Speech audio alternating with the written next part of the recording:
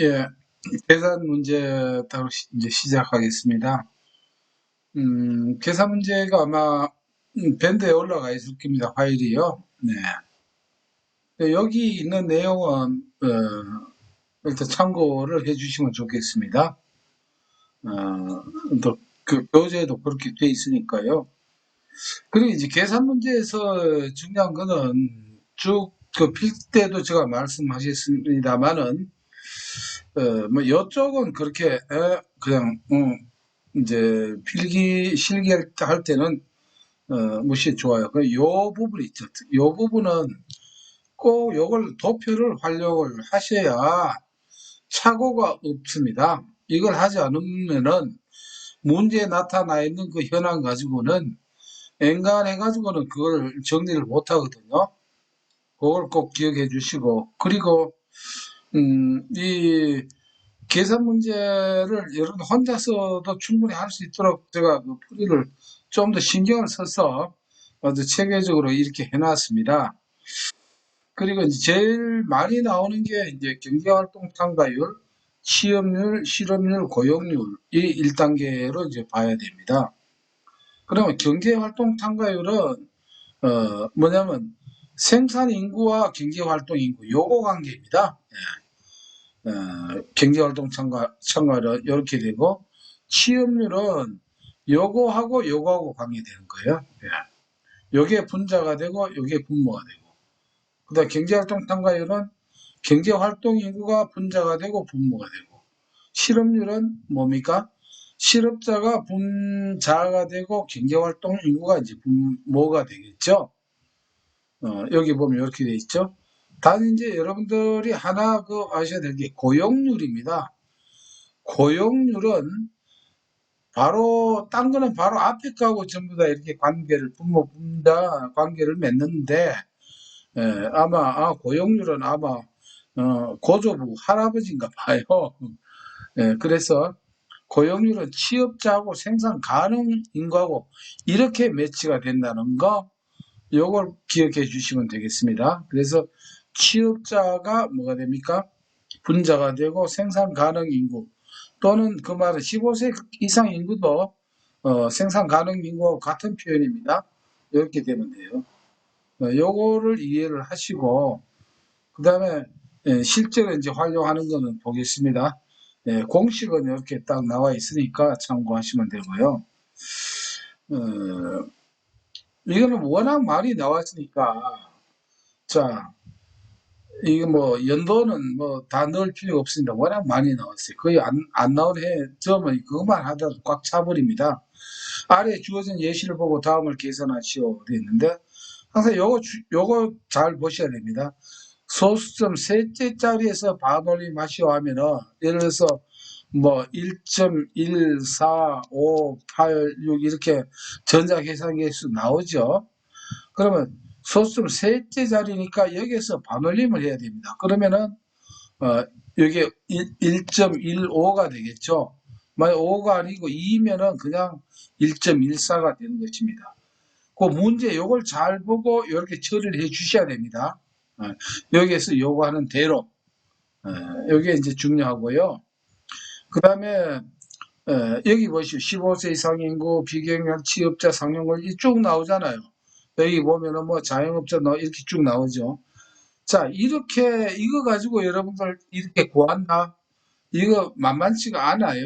그래서 이 문제를 제가 예를 들면은 이렇게 도표를 해놨습니다. 그러면 답안지에는 이렇게 쓰면 안 됩니다. 문제지 실기 문제 밑에 보면은 여백 연습할 수 있는 공간이 따로 있어요. 그것도 같이 제출이 됩니다. 자르는 게 아니고 여러분들이 여백을 가져갈 사용할 수는 없습니다. 오직 답안지만 가지고 써야 되거든요. 밑에 여백이 있어요. 그럼 여백에 이렇게 표시를 해 놓으십시오. 이렇게. 그러면은 지금 현재 경제활동 참가율, 취업률, 실업률이잖아요. 그럼 여기서 이제 칸을 일단 나와 있는 거 맞춰 봅시다. 15세 이상 인구 이렇게 나오죠. 비경제 활동 인구 이렇게 나오죠. 나와 있는 것만 취업자 수 일단 나와 있습니다. 취업자 수. 그러면은 왜 그러냐면은 여러분들이 이렇게 도표를 안 그리면은 이거 지금 여기에서는 필요가 없어요. 이거는 이 숫자는 의미가 없는 게 지금 이것을 구하는데 도표를 그리지 않으면은 이런데 뭐 어떻게 해야 되는가 방법이 없잖아요. 그러나 이렇게 그리면 확 그냥 한꺼번에 정리가 되어 버립니다. 이 숫자는 필요가 없는 게 왜 이미 취업자가 나와 있거든요. 자, Recording in 딴 progress. 거를 구하라라고 하지만 지금 경제활동 참가율, 취업률, 실업률이니까 나와 있어요. 그러면 어떻습니까? 여러분들 공식은 일단 안다라고 하면은 자, 경제활동 인구 모르죠? 그러나 알 수 있습니다. 어떻게 아냐고요? 요거 보태서 요거 아닙니까? 보태서. 그럼 여기에서 이걸 빼면 경제활동 인구예요. 자, 실업률 구하려고 하는데 실업자 수 모른다? 알 수 있죠. 뺀 이 값에다가 취업자를 빼면 실업자가 된다는 것입니다. 이렇게 해버리면 쉽게 이제 답안도 쓸 수 있고 이 되는 거예요. 그래서 경제활동 참가율 뭐 참고로 해주 시험지 하단에 도표를 그려야 됩니다. 답안지에 이렇게 쓰면은 채점자가 좋아 안 합니다. 일단 공식을 딱 써놓으십시오. 경제활동 참가율은 경제활동 인구 뭐 이렇게 해도 되고 아니면은 경제활동 참가율 생산 가능 인구 이렇게 하고 곱하기 100 이렇게 해도 됩니다. 100하고 항상 조심해야 되는 게 단위를 써야 된다는 거. 예, 단위를 쓰셔야 됩니다. 이렇게 하는 것이죠. 이렇게 딱 하고 그다음에 자 여기에서 봅시다. 일단은 생산 가능 인구 나와 있죠. 여기 써주고 뭐 답안지 여러분들 빨갛게 쓰라는 건 아닙니다. 예, 이거 여러분들에 대해 이해를 돕기 위해서 했고 경제활동 인구 했죠. 경제활동 인구 모르잖아요. 그러면 경제활동 인구는 어떻게 합니까? 여기에서 이걸 빼면 되죠. 그래서 이렇게 쓰기가 좋은 거예요. 이 도표를 보면은 여러분들 다 시각적 효과 이게 다 미술하고 다 관련이 있는 분들이니까 더 친근하지 않겠습니까? 생산 가능 인구에서 비경제 활동 인구 나오죠. 하면은 21270 1000명 단위를 적어 주셔야 됩니다. 단위가 뭐냐면은 1000명이라고 위에 되어 있기 때문에 그래요. 그리고 그러면은 이제 요거 필요한 거 경제활동 참가율을 구하는데 필요한 숫자 2개 나왔죠. 그럼 이제 마무리를 이렇게 쓰면 돼요. 경제활동 참가율은 어떻게 됩니까? 경제활동 참가 인은 요거 나왔고 그 다음에 생산 가능 인구 여기 나오죠. 요거를 이렇게 나누고 곱하기 100을 하고 소수자리 처리를 하면은 59.11 전자계산기로 나오면 반올림 여기서 해주면 됩니다. 반올림 안 되면 그냥 무시하면 되고요. 그리고 반드시 요 퍼센트 요걸 꼭 적어야 됩니다. 아시겠죠? 자, 요런 그 주의사항을 제가 말씀드리는 겁니다. 59.1 했다. 채점자가 뭐냐면 틀렸다라고 해도 말을 못합니다. 이것은 이거 하나 적는 거 주의만 하면 되거든요.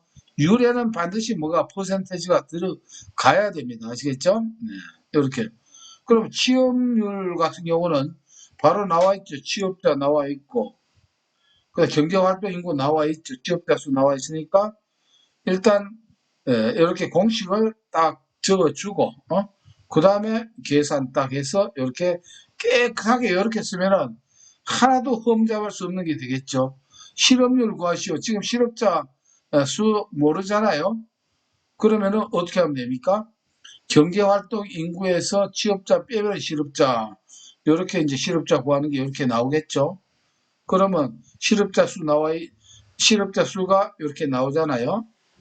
경제활동 인구는 이렇고 실업자 수는 경제활동 인구에서 취업자 수 빼면은 이렇게 나오고. 그러니까 이것이 말이죠. 사실은 아주 계산은 단순합니다. 단지 여러분들이 이런 용어 자체에 익숙하지 않기 때문에 그래요.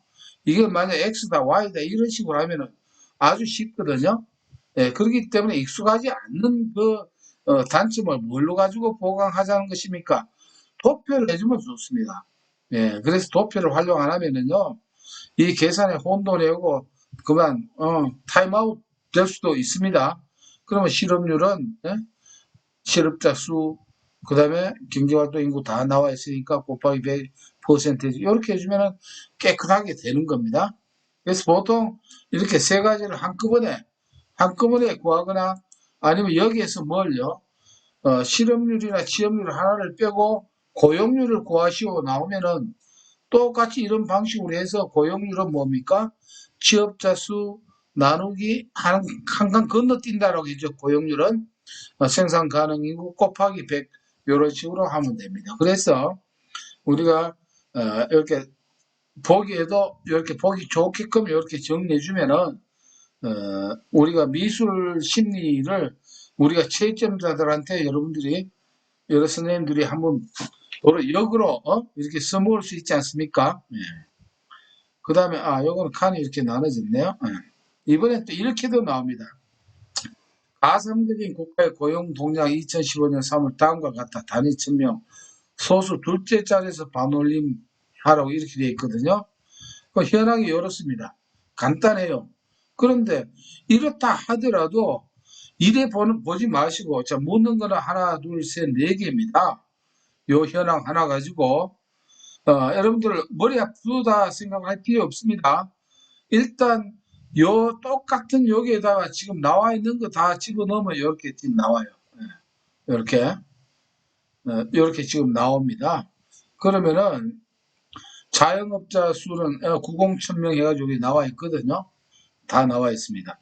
그러면은 자 실업률 구하는 거는 뭐 되죠. 경제활동 참가율 다 됩니다. 이렇게 딱 몇 번 하면은 아주 익숙해집니다.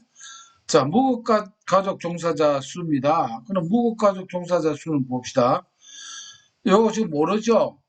그러나 요거 자영업자 무급가족 종사자 보태면 140 천명이 돼야 되잖아요. 그러면은 여기에서 요걸 빼면은 무급가족 종사자 수가 나온다는 것입니다. 그러면은 요것만 외워놓으면 공식을 몰라도 이렇게 쉽게 되는 것이죠. 네. 자, 비임금 근로자 수에서 자영업자 수를 빼면은 무급가족 종사자 수 이렇게 요런 거 쓸 때도 뭡니까? 요걸 보고 쓰면 좋아요. 비임금 근로자 수에서 자영업자 수를 빼면은 무급가족 종사자 수 이렇게 이제 나오는 것이죠. 그래서 경제활동 그 통계과는 그 도표는 꼭 기억을 해 주셔야 됩니다. 그리고 경제활동 인구 중 취업자가 차지하는 비율이라고 되어 있습니다. 이거는 바로 취업률을 묻고 있는 겁니다. 취업률을 이렇게 묻고 있는 거잖아요. 그러면 똑같이 이렇게 하면은 이렇게 빈도율이 가장 지금 많은 게 바로 이겁니다. 계산 문제 중에서 이것도 역시 마찬가지입니다. 이렇게 나오지만은 요것도 똑같은 형태로 풀면 돼요. 이런 식으로도 나와요. 둘째 자리에서 반올림하고 소수 첫째 자리까지 구하시오. 이렇게 돼 있죠. 이거는 바로 직전 시험에 나왔던 거예요. 직전 시험에 2회 때 나왔던 그런 내용입니다. 여러분들 이거 나오면 여러분들 아주 좋아하겠죠. 고용률은 뭐다? 여기 왜 빨갛게 해놓았냐면은 경제활동 참가자가 아니고 생산 가능인 겁니다. 이게 이제 고용률이 차이죠. 취업률과 고용률의 차이다라고 하는 것입니다. 오히려 말이죠. 이 계산이 이제 쓰는 게 어려워요. 차라리 그림 보면 아주 쉬운데 풀이를 하려면 어렵지만은 그러나 이런 계산 과정을 보여줘야 뭐냐면 답만 이렇게 날랑 써가지고는 안 됩니다. 아시겠죠? 여러분들. 이것만 써가지고는 안 됩니다. 이렇게 일목요연하게 계산 과정을 보여줘야 이것이 6점 내지 7점을 우리가 얻을 수 있다는 것입니다. 주의하셔야 되죠. 자, 이것도 이렇게 쭉 나왔습니다. 이렇게 나온 거 여러분들 어떻게 되겠습니까? 이거를 제가 누누이 말씀드렸다시피 여기 판에 전부 다 넣어주면 됩니다. 이렇게 넣어주면은 임금 근로자 수는 요거 보태면 되죠. 비임금 근로자 수 요거 보태면 되고, 요거 보태면 요거 되고, 경제활동 인구는 뭐예요? 여기에서 요걸 빼면 되고, 그러면 나올 게 다 나옵니다. 실업자는 뭡니까? 요거 고안해서 요걸 빼면 실업자 수가 나오겠죠. 예, 그러니까 어렵게 생각을 하면은 한없이 어려워집니다. 간단합니다. 똑같이 나오죠. 자, 여기서 이제 임금 근로자 수 같은 경우입니다. 임금 근로자 수는 어? 아예 여기 나와 있네요. 요거 보태면 임금 근로자는 요거죠. 임금 근로자 수는 이거는 그냥 더하기만 하면 됩니다. 왜? 요 세 가지가 다 앞에 나와 있었던 숫자거든요. 요거 보태면 임금 근로자 수가 나오는 것이니까 전혀 어려운 게 없습니다. 자, 이번에는 2020년도 작년 2회 때입니다. 임금 탄력성과 타결 가능성이 나왔습니다. 자, 이렇게 쭉 나와 있어요. 일단 도표는. 요거는 표가 이렇게 나와 있습니다. 묻는 거는 이제 두 가지입니다. 임금 7,000원에서 8,000원으로 인상될 때 AB 기업이 임금 협상을 시도하려고 할 때 그 타결 가능성이 높은 기업은 어디인가? 그 이유는 무엇인지 설명하시오. 예, 요거는 이렇게 세 가지 이렇게 나오니까 요것도 어려운 게 아닙니다. 첫째, 임금 탄력성은 노동 수요량의 수요량의 변화율을 임금 변화율로 나눈 겁니다. 단지 아셔야 될 건 탄력성에는 퍼센테지가 안 들어갑니다. 아시겠죠? 들어가지 않습니다. 그러면은 임금이 지금 묻는 건 요 구간을 묻죠. 7,000원에서 8,000원. 예. 요 구간을 묻는 겁니다. 그러면 A그룹의 노동 수요량의 이제 변화를 한번 봅시다. 변화는 노동 수요량은 20에서 8이죠. 20에서 8입니다. 그럼 어차피 줄었지만은, 예? 줄었지만은 뭡니까? 이것은 절대값으로 치니까 2가 됩니다. 2가 되고, 빼면 2가 되고, 그 다음에, 자, 변하기 전에 값으로 나눠주는 것입니다. 예, 변하기 전에가 얼마입니까?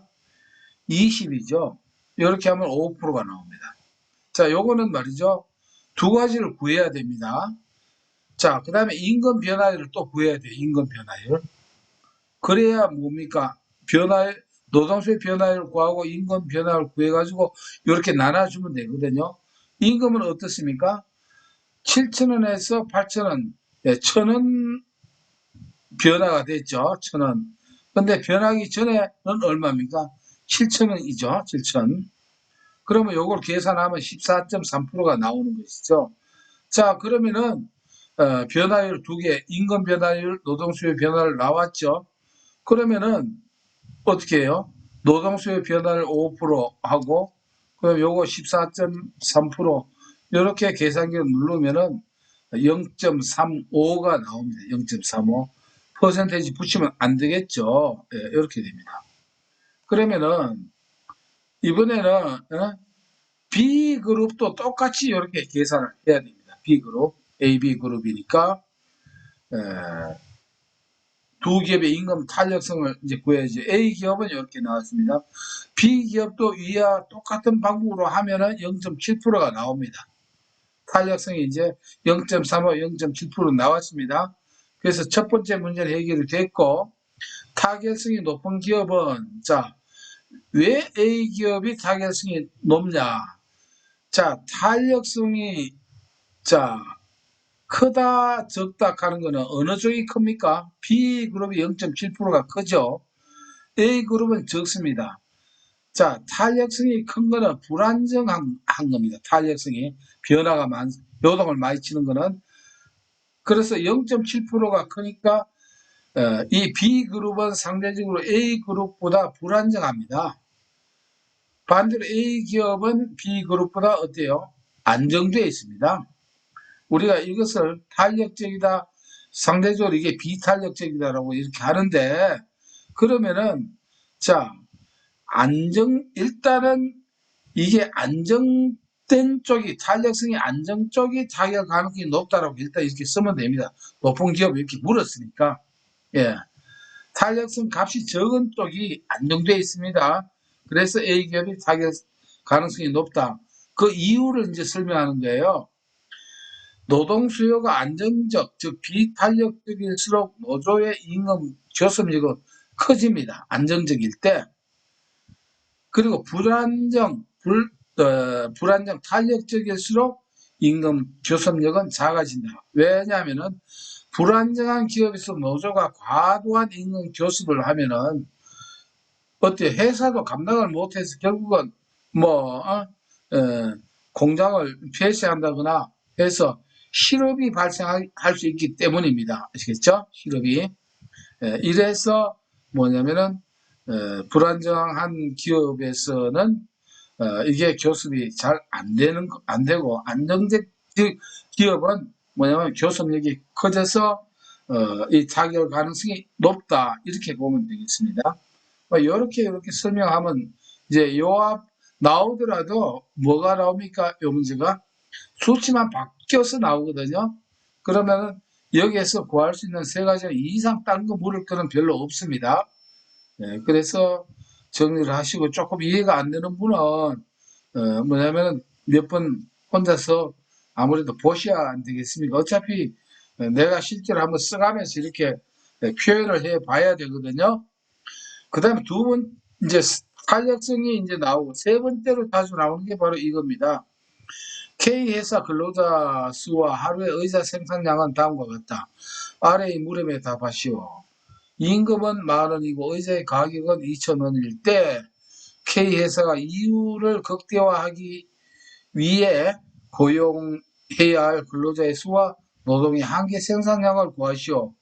어제 여러분들 이거 보니까 무슨 말인지 모르겠죠? 이게 무슨 말인지. 그러나 저 설명을 들으면은 깨끗하게 이게 정리가 될 수 있습니다.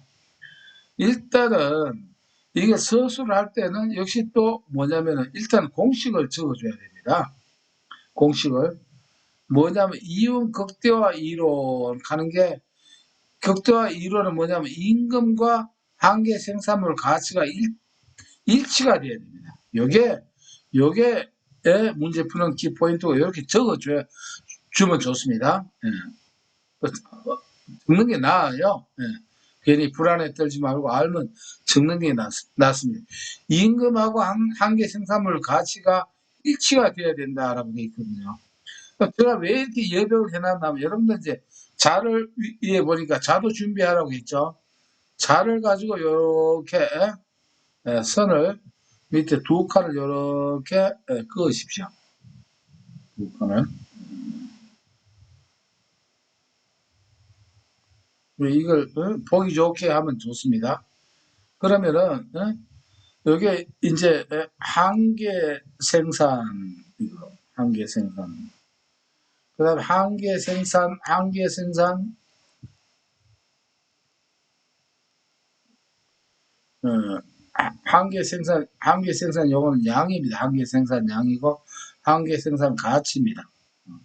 이렇게 적으면은 물론 필기 때도 제가 이걸 말씀드렸습니다만 한계 생산량, 한계 생산 가치입니다.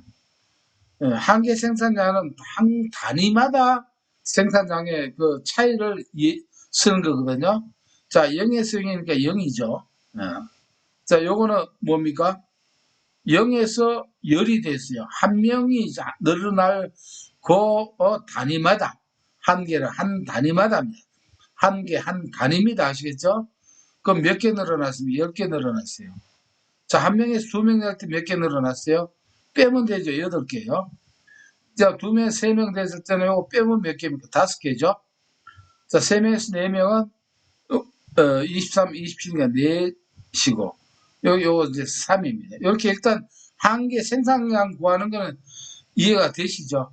한 단위마다, 한 사람 단위마다 생산량이 정감되는 양을 이렇게 적어주면 됩니다. 적어주면은. 자, 이제 한개 생산 가치입니다. 한 개당 가격이 얼마라고요? 2,000원이라고 돼 있죠. 그러면 한 개 생산 가치니까 0은 뭐 0이고 10개니까 2,000원짜리를 10개 생산을 했어요. 한 개 생산 가치가 얼마입니까? 그러면 이거는 10개 곱하기 10은 100이죠. 100이 됩니다. 아니 100이 아니고 가격이 2,000원이니까 죄송합니다. 2만 원이죠. 2만 원. 그렇죠? 2만 원입니다. 2,000 곱하기 10개니까 자, 요 8개입니다. 한 개가 2,000원이니까 요거는 16,000. 자, 5개니까 2,000원이니까 얼마입니까? 10,000 이렇게 나옵니다. 그 다음에 4개니까 4, 2, 8, 8,000 이렇게 나와요. 요거는 3, 2, 6,000 이렇게 되죠. 자, 요걸 딱 보면은, 자, 이제 뭐라고 했습니까? 밑에 임금하고 한계 생산물 가치가 일치되는 점을 찾으면 됩니다. 그러면 임금이 얼마라고 했어요? 10,000원이라고 했죠. 여기 10,000원 나와 있는 게 어느 겁니까? 요거죠, 요거. 예, 요겁니다. 이게 10,000원이에요. 자, 요게 이제 답이에요. 그래서 묻는 게 근로자의 수는 요렇게 될 때, 즉 임금하고 한계 생산물 가치하고 일치가 될 때의 근로자 수는 몇 명입니까? 3명이죠. 그래서 이윤을 극대화하기 위해 고용해야 할 근로자 수는 3명이다. 이렇게 됩니다. 이렇게.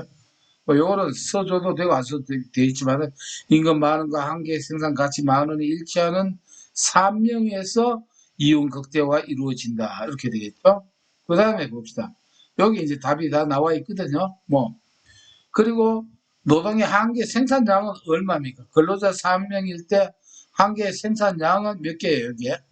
5개죠. 23 빼기 18 이꼴 5이다. 예, 한계 생산량은 5. 이렇게 쓰면은 요 문제가 해결이 되죠. 예, 그래서 여러분들 또 이해가 안 되시면 동영상이 있으니까 이것도 뭐냐면 이렇게 칸을 추가로 여기다 넣어줘서 이렇게 계산하면은 어때요? 처음에는 무슨 말인지 몰랐던 것 같지만은 이거 별거 아니죠. 예, 별거 아닙니다. 아시겠죠? 자, 요거는 조금 이제 난이도가 좀 있는 문제입니다. 상당히 조금. 그럼 뭐냐면 뭐 이렇게 말이 쭉 나왔어요. 예, 쭉 나왔고. 그러면 이거를 여기에서는 뭐냐면은 생산성 임금제 근거할 때 이 기업의 2011년도 적정 임금 상승률을 계산하시오. 이렇게 되어 있는데 이게 작년 그 마지막 때에 나왔어요. 2020년 3회 때. 그러면은 요걸 기준으로 해서 여러분들 문제지 하단에 왜냐면 그 시험지 답안지에는 이것을 공간이 잘 없을 수가 있어요. 그러니까 하단에 뭐냐면은 이렇게 도표를 일단 그려줘야 됩니다. 도표를 그려줘야 쉽거든요. 그러면 이런 양식으로 다 숫자를 집어 넣으면 이렇게 됩니다. 근로자 수, 생산량, 생산물 단가, 자본 비용은 여기 전부 다 나와 있어요. 내로 적어주면은. 이렇게 적어주고 나서 그 다음에 요거는 필기 때는 안 했던 거예요. 부가가치 노동 생산성 공식이 있어요. 부가가치 노동 생산성은 첫째 생산량하고 단가하고 곱합니다. 총생산이죠. 그렇죠? 네. 총생산량은 뭡니까?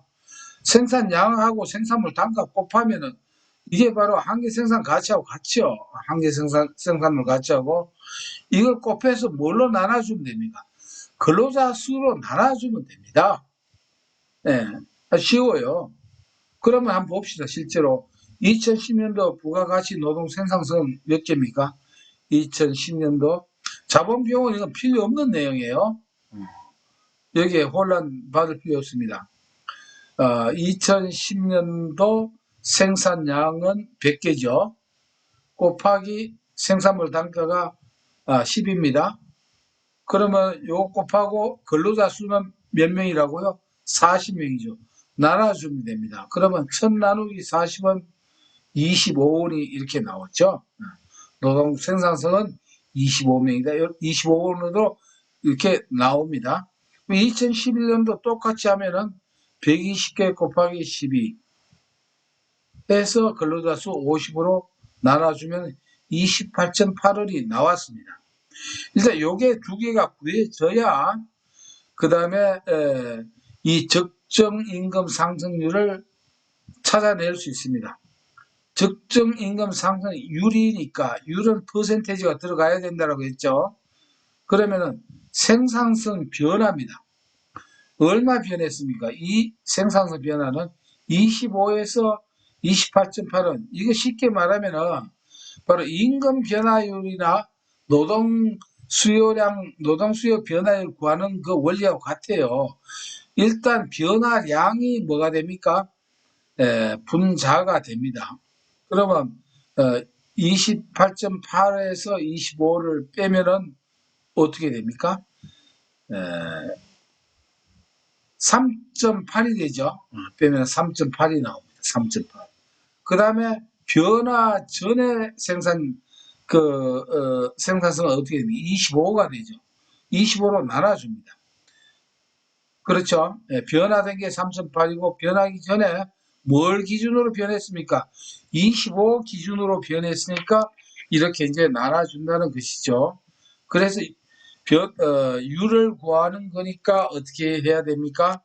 100을 100을 곱해줘야 되겠죠? 그러면은 계산은 말이 어렵지 사실은 쉬워요. 15.2% 이렇게 나옵니다. 그래서 요 15.2가 적정 임금 상승률, 즉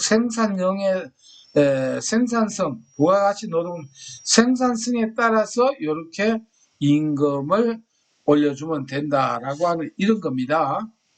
그래서 단지 생소하다는 것 뿐이지만 사실 조금만 이해를 하면 그렇구나 이해가 됩니다. 왜? 노동 생산 구하는 거는 쉽죠. 총 생산량 곱하기 생산물 단가에서 그래요. 일했는 거 가지고 인원 나누면은 이게 개인별 뭐가 나옵니까? 생산성이 나오잖아요. 이거는.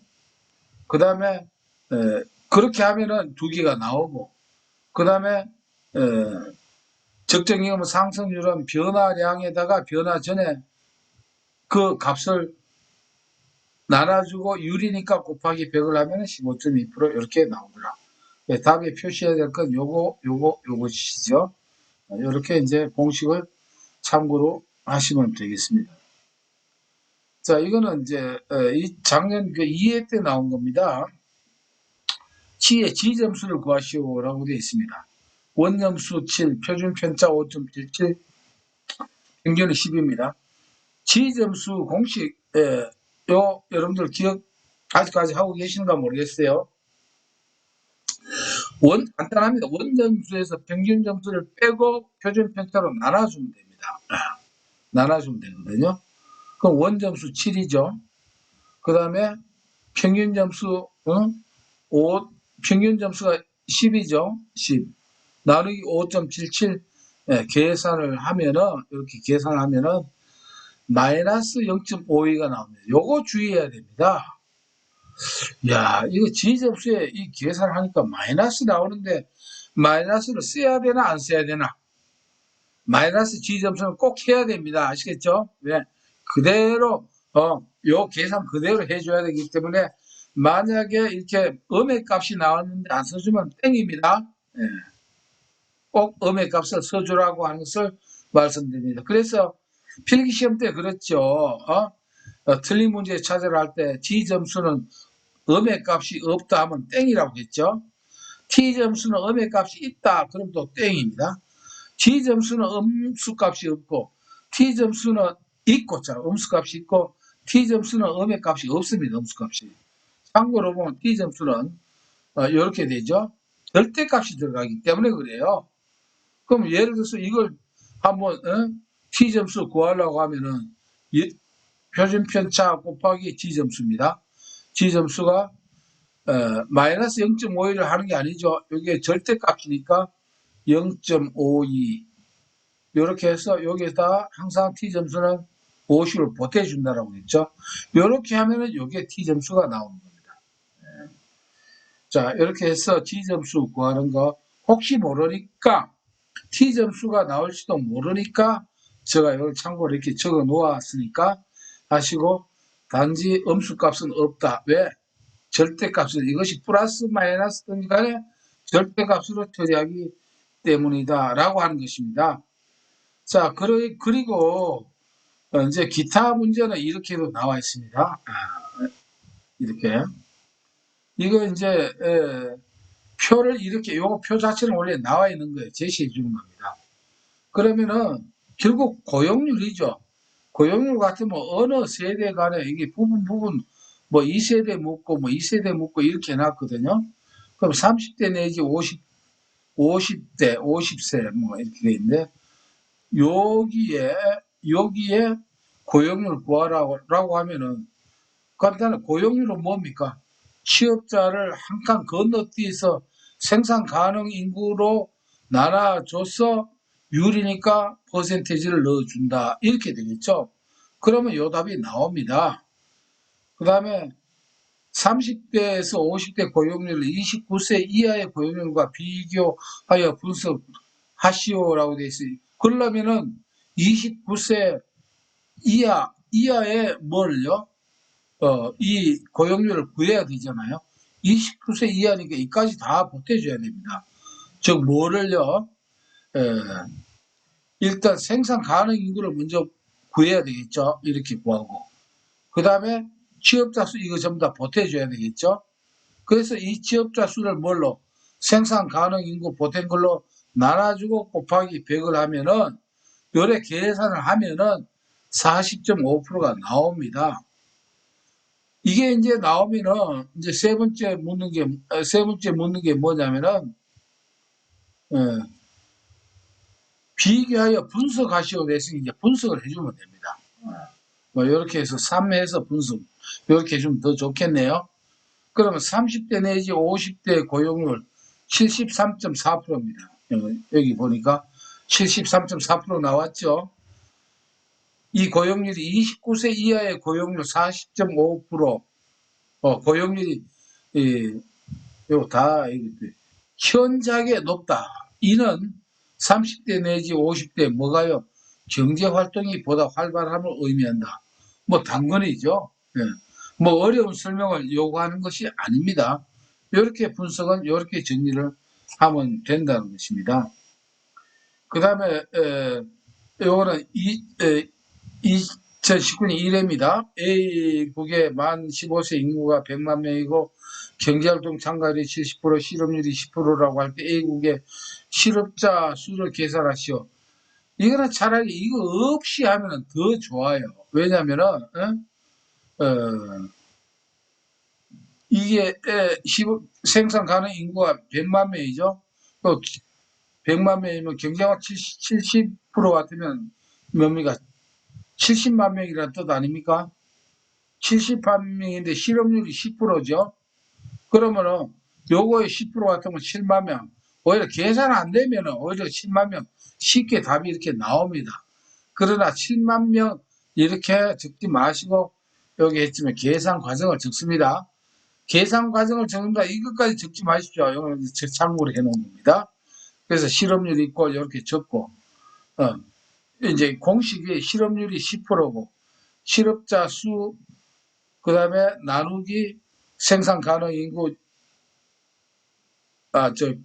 뭡니까 실업자 수니까 경제활동 그 인구죠. 인구 이렇게 실업자 수 나누고 그다음에 율이니까 곱하기 100을 해줍니다.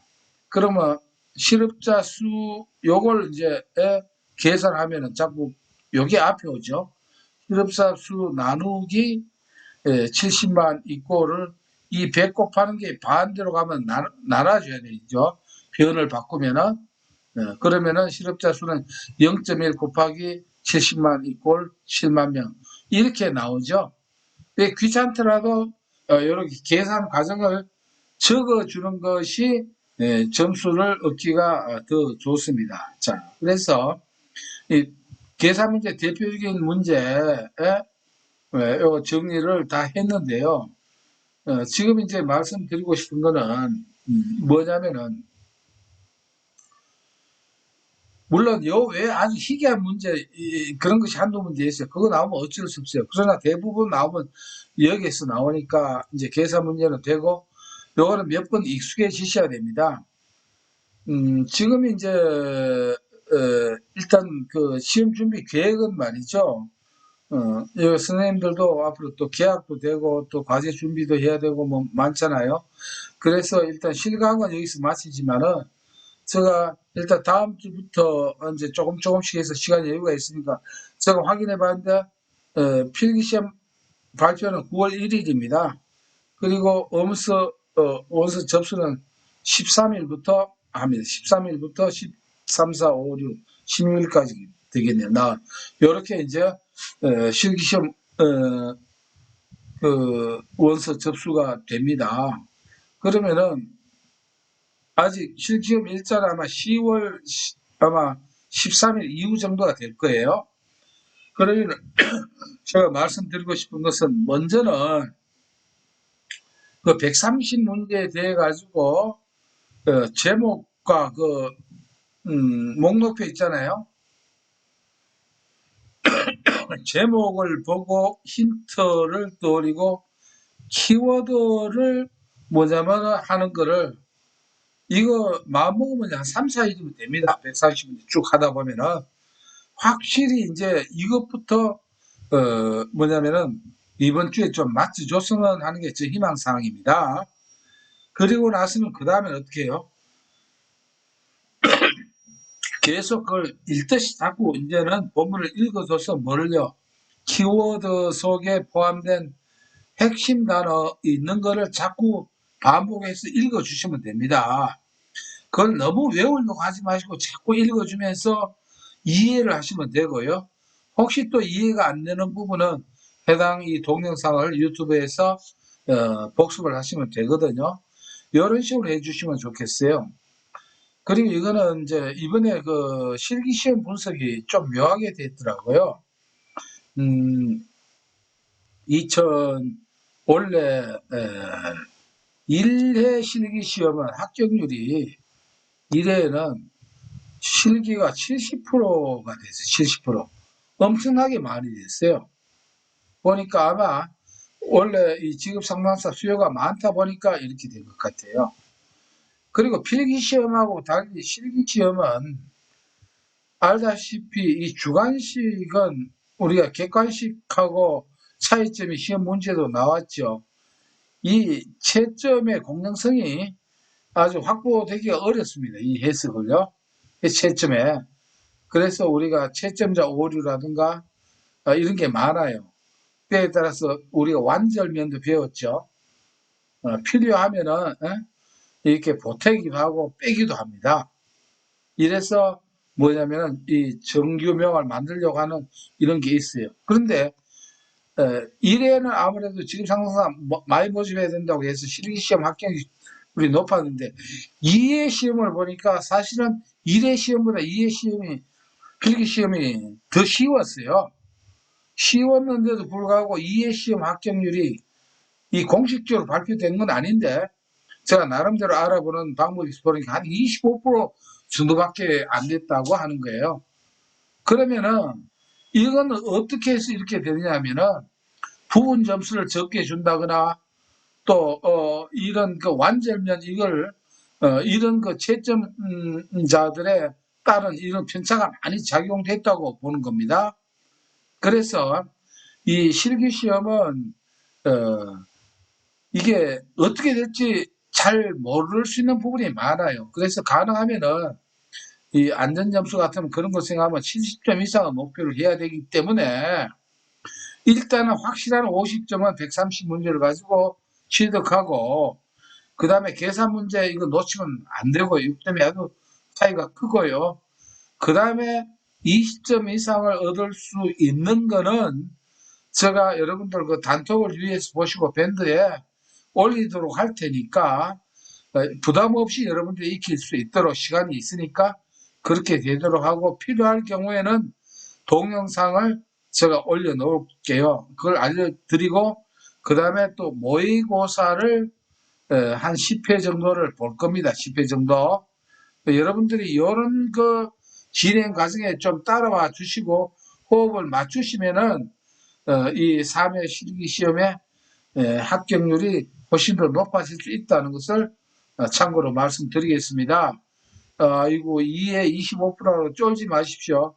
그러면 이러니까 4면은 어때요? 쉽게 출제될 그 예상도 얼마든지 할 수가 있거든요. 그래서 이 당락을 인원 조절을 주관식은 이제 객관식은 이 조절이 안 돼요. 왜? 컴퓨터로 뚝 나와버리기 때문에.